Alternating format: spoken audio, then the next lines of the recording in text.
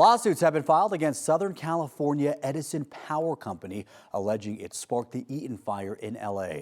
Some residents in the Altadena neighborhood have shared video of a fire underneath transmission lines running through Eaton Canyon.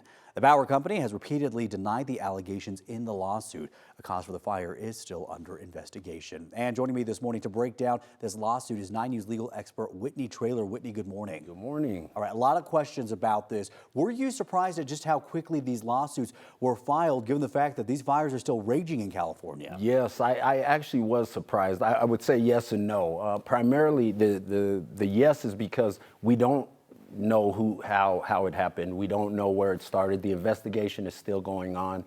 So it's very early. Now, on the other hand, this is a way to preserve evidence. This is a way to get first in line. So it's not necessarily surprising because you knew that there was going to be this defendant. So I think the lawyers were probably trying to get first in line. And speaking of defendants, there are two primary defendants in these lawsuits. Let's talk about the biggest one, of course, which is the Edison Power Company. Right, the Edison Power Company, and what they're saying is that they should have shut down those utility lines when they knew that this was potential for high winds and wildfire. Like, they knew that this should have happened, so they should have shut those down. And then there's a lot of social media accounts showing these power lines and the fires underneath them. So that, of course, the investigation hasn't happened. There hasn't been there's a number of agencies obviously working on this, but no one's pointing to Southern California Edison yet. But these lawsuits have been asserted saying that. And then you were saying kind of more of a secondary defendant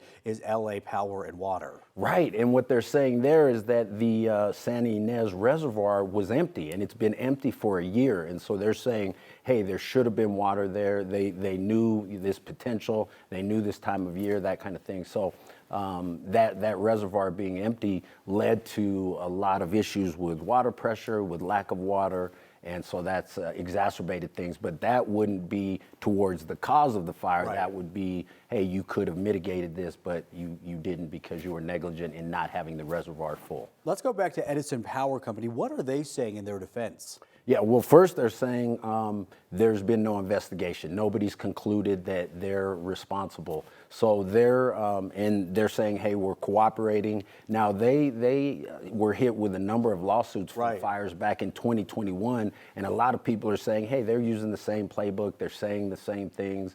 So it's just so early, and this is going to take.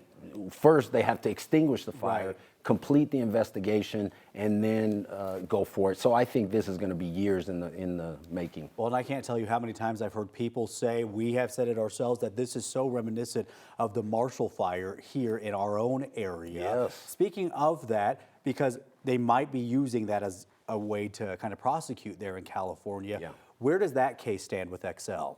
Yeah, so the Marshall Fire, there's been over 200 lawsuits asserted against Xcel. And Xcel, the statute of limitations was in December of 2023. And so a number of lawsuits were filed. And Xcel, the claim is that it was the unmoored power lines that caused the fire. And of course, there was a detailed investigation that said that was one of the causes. And then, of course, the 12 tribes, they had, the religious group had partially started a fire as well. And so Xcel is saying they're defending themselves. They're saying, no, there was already the fire that happened, and then the electricity lines caused a secondary fire in places where it already happened. And their CEO is vowed to fight these lawsuits. So, these lawsuits are still ongoing, and it may be years, there may be appeals. So all those folks, some who haven't even had their homes rebuilt, are now having to